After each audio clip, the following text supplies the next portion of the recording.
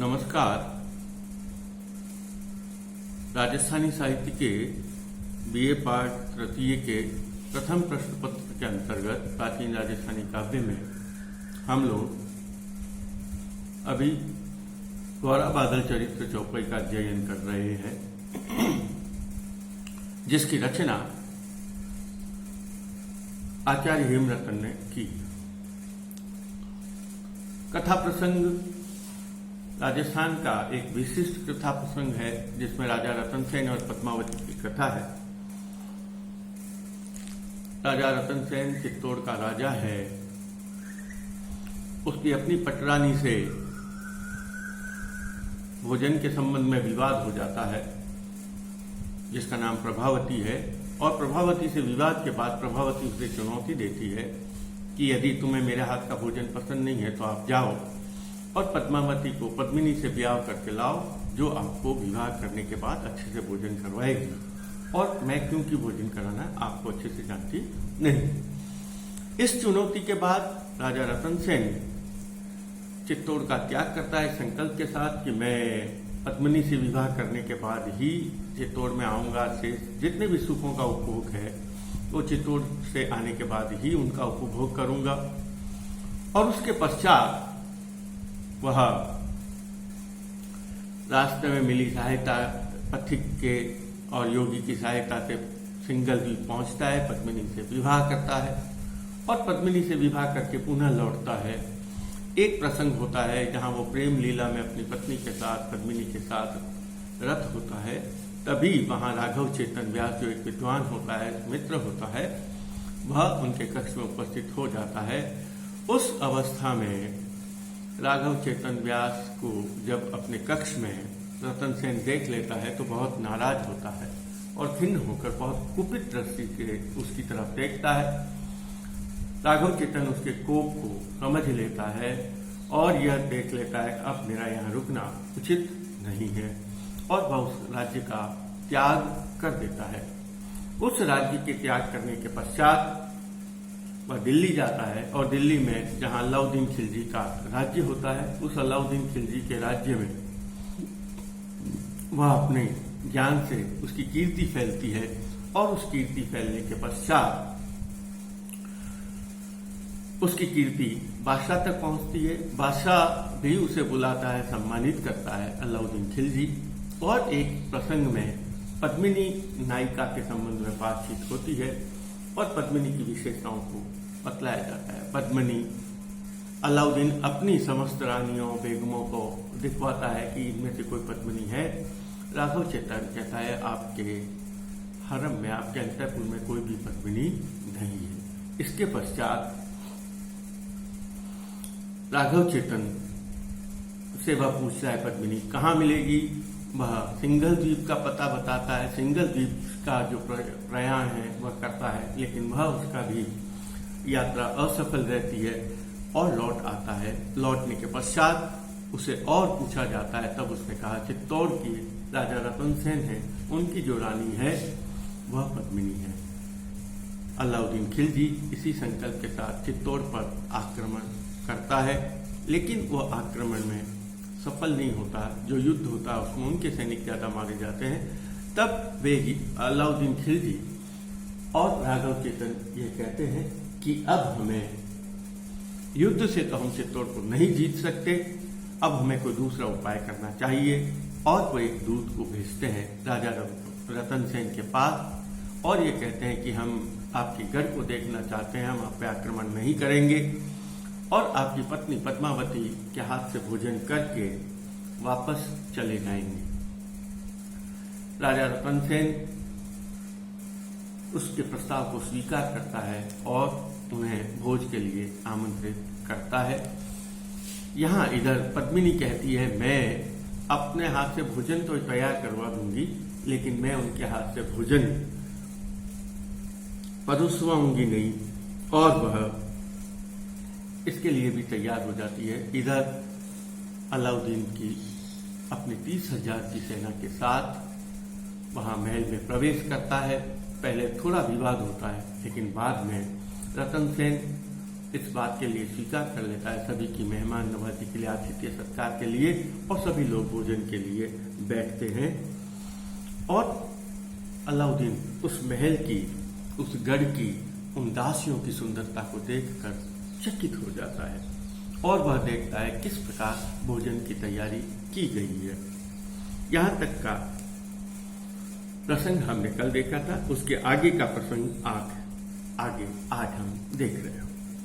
दासियां आती है, कभी एक दासी आती है जो आसन दे जाती है, दूसरी आती है थाल लगा जाती है, तीसरी आती है हाथ धुलवा जाती है, चौथी आकर चमर धुलाती है, और इस प्रकार से अनेक सुंदर दासियां आती रहती है।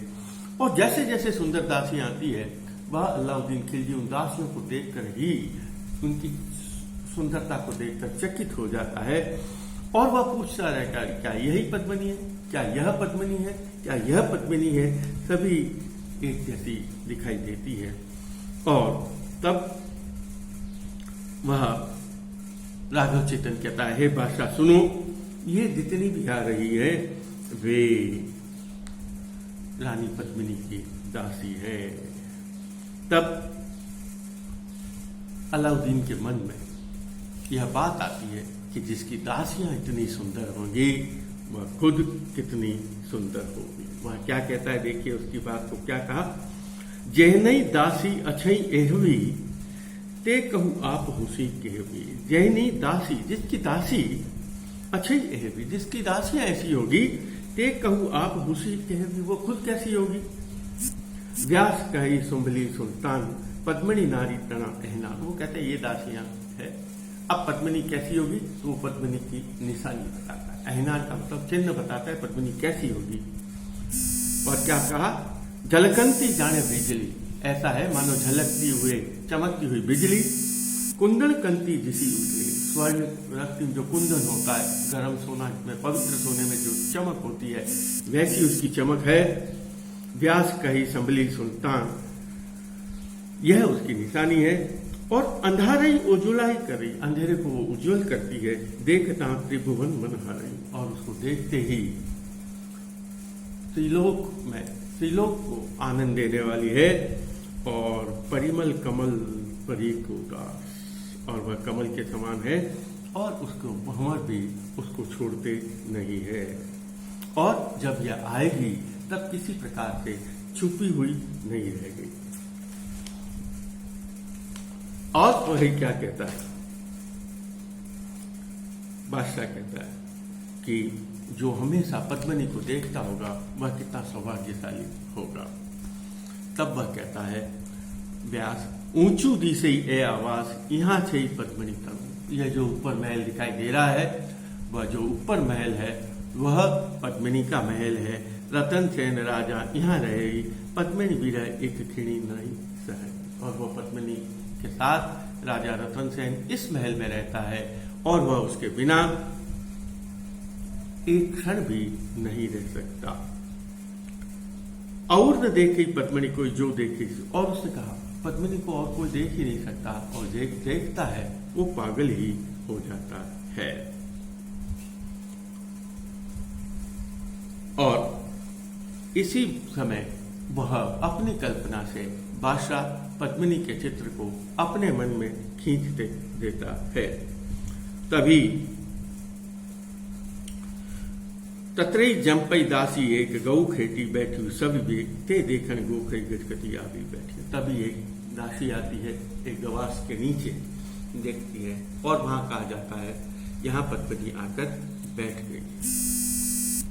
जाली माहे जो वही जिसे व्यासी देखी पद्मिनी, और जैसे ही वह नायिका जाली के अंदर आकर बैठती है, व्यासे दीठी पद्मिनी की सही, और वैसे ही उसे लगता है कि वह पद्मिनी आकर बैठ गई है। तत्क्षण व्यास बले भी न भई, सामी पद्मिनी देखूं हवई।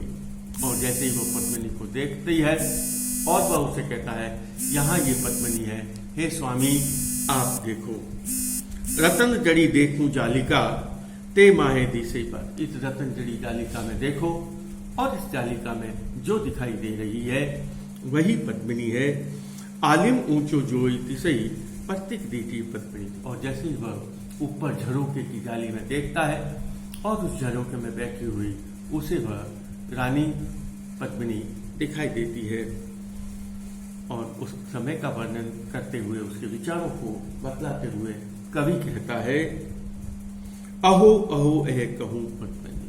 अहो इस पद्मिनी का क्या कहना, रंभ कहूं कई कहूं रुक्मणी। ये रंभा है कि रुक्मणी है, नाग कुमारी कई काटनी है, नाग कुमारी है कि किन्नर है, इंद्राणी आनी अपहरी। या ऐसा लगता है इंद्र की इंद्राणी को ही यहाँ अपहरण करके लेकर लाया गया है। एहनु एक रूप अनुपम एह रूप तणी इनिलात। यह रूप की एक अंतिम सीमा है और उसके आगे भी जाकर कवि जो वर्णन करता है वो वर्णन कितना सुंदर है। वो क्या कहता है, एहना एक अंगूठा जिसी अवर्ण नारी नहु दी से। इसके जैसे अंगूठे के बराबर तो कोई नारी दिखाई ही नहीं देती है। एहनी बात कही जाई किसई पद्मनी नारी किया मैं फंसी। और उसने कहा क्या बात की जाए पद्मनी, किसी और की क्या बात करनी जा सकती है जिसके मन में पद्मनी बसी हुई है। और उसको देखकर मूर्छित चित्त हु पत्सा धरनी ढले बली मेल ही था। और वह उसके रूप सौंदर्य को देखकर बेहोश होकर पृथ्वी पर गिर जाता है। तब वह व्यास वह उसे कहता है, भाषा संभलिए, आप धीरज धारण करिए और इससे अधिक आप कुछ भी नहीं कर सकते। रतन सेन यदि आपके हाथ में आ गया तो यह पद्मिनी भी आपके हाथ आ गई। और इस प्रकार यह बात सोचते हैं और उसने कहा हमें इस संबंध में विचार करना चाहिए। सभी लोग बहुत मौन और शांतिपूर्वक भोजन करते हैं। राजा रतन सेन सभी को बहुत ही अच्छे से पहरावनी, उनको बहुत अच्छे से मान सम्मान से वस्त्र आभूषण दक्षिणा भी दी जाती है। घोड़ा हाथी और सभी मेहमानों को बहुत अच्छी तरीके से आवभगत भी की जाती है। विदाई के समय भी बहुत किया जाता है। भोजन के पश्चात जब निपट जाता है भोजन, तब अलाउद्दीन यह कहता है हमें आपका गढ़ दिखाइए। इम जम्पई आलिम। अब वह कहता है, अब वह बादशाह कहता है इस प्रकार से, इम जम्पई आलिम शाह। अलाउद्दीन कहता है माहो माहे साहिबा। और वो अंदर अंदर उसके कुछ विचार चल रहा है। कोट दिखाड़ू अब हम पढ़े, अब हमें आप कोट दिखाइए। हम आया हूं बिल, हमें आए हुए बहुत समय हो गया है, भोजन भी कर लिया है। अब हम आपके इस गढ़ और कोट, गढ़ और किले का दर्शन करना चाहते हैं, अपनी आंखों से देखना चाहते हैं।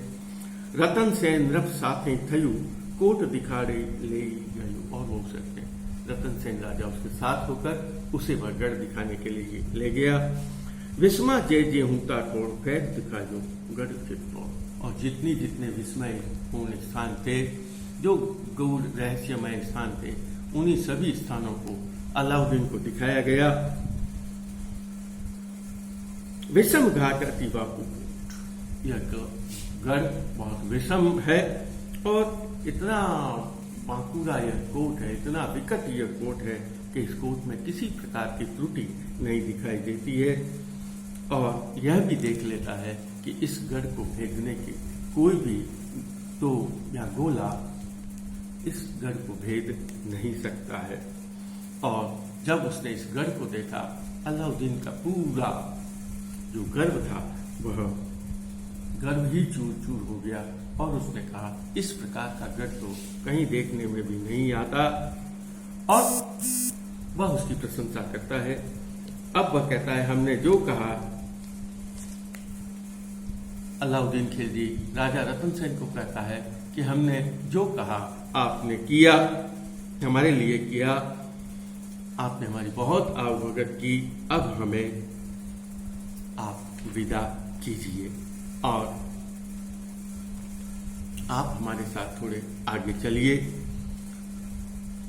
और इस तरह भूप भणई आगेरा चलू जिम अम जीव हुई रतु। आपने अब तक किया है, अब हमें थोड़ा गढ़ से आगे भी बाहर चल के हमें छोड़ने के लिए, विदा करने के लिए चले। एम कही आगू संचरिए गढ़ती बाहर न। और क्या होता है इस तरह बातचीत करते करते अलाउद्दीन खिलजी के साथ राजा रतन सेन अपने गढ़ के पास आ जाता है। नृप मनि कोई नहीं बलवेग। राजा रतन सेन के मन में किसी प्रकार की कोई खोट, किसी प्रकार का कोई गड़बड़ नहीं है। खुरसानी मनि अदु कुखे, और वह उसके मन में बहुत ही विचार करता है। अलाउद्दीन खिलजी के मन में बहुत विचार होता है। व्यास कही ए अवसर लइए, इम्म कह जो न कहियो मुझे। और वह तभी वह राघव चेतन व्यास कहता है यही अवसर है। वह अपने साथ गढ़ के बाहर आ गया और जो आप करना चाहते हैं वह आप कर लीजिए, क्योंकि आप फिर मत कहना कि मैंने आपको कहा नहीं। और तभी हलकारिया आलिम असवार माहो माही मिलिया जुझार, रतन सेन झालियो तत्काल विलिली बात हुई मिसरा। और तभी अलाउद्दीन खिलजी ने अपने सैनिकों को, अपने सेनापतियों को आवाज दिया, उनको बुलाया और सभी सेनापति, सभी सेना एक साथ इकट्ठे हो गए और उन्होंने राजा रतन सेन को पकड़ लिया। और जो अब तक बहुत सहज बात चल रही थी, वह घटना अब बहुत ही विकट रूप उस घटना ने ले लिया और अलाउद्दीन की सेना राजा रतन सेन को अपने साथ ले गई और वह सेना के बीच में हो गया। कवि वर्णन करता है नरपत आनियो लश्कर माही, जानी की सूरज गलियो राही। ऐसा लगता है जैसे राहु ने सूर्य को ग्रहण लग गया हो, ठीक उसी प्रकार राजा रतन सेन के प्रसिद्धि पर, उसके भी तेज पर वैसा ही अलाउद्दीन रूपी ग्रहण लग गया था। यह पूरी बात, इस घटना की जानकारी गढ़ में पहुंचती है और गढ़ के सभी दरवाजे बंद कर दिए जाते हैं और जो वीरभान, जो उनका बेटा है, वह आता है हाथी पर बैठकर और यह सोचता है कि अब हमें क्या करना चाहिए। कि कोई कहता है हमें गढ़ में जूझना है, कोई कहता है हमें रात में उन पर प्रहार करना है, कोई कहता है हमें सामने जाकर करना है, लेकिन हमें युद्ध तो करना पड़ेगा। एक जना कहता है कि हम बिना राजा के किस प्रकार युद्ध कर सकते हैं और बिना राजा की जो सेना है उसकी हार हो जाएगी। इस तरह की बातें एक तो कहता है, कोई कहता है हमें अब मर जाना चाहिए और मरने के अतिरिक्त हमारे पास अब कोई चारा नहीं है।